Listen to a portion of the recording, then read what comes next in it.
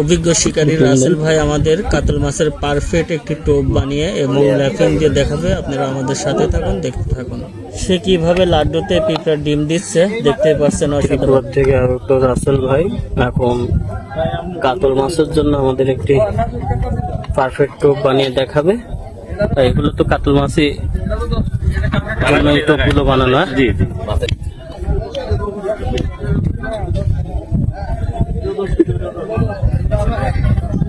রাসেল ভাই সুন্দর একটি লাড্ডুর টোপ বানিয়ে দেখাচ্ছে আমাদের, এবং টোপের সাথে কি ল্যাপিং দিবে সবকিছু আমাদের সুন্দরভাবে দেখানো হবে এই ভিডিওতেই।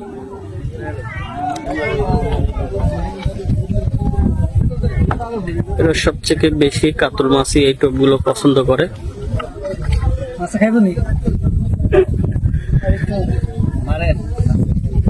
পানিতে চুবন দিয়ে নিল যাতে টোপটা খুব সুন্দর ফিনিশিং হয়, এবং সাথে দিচ্ছে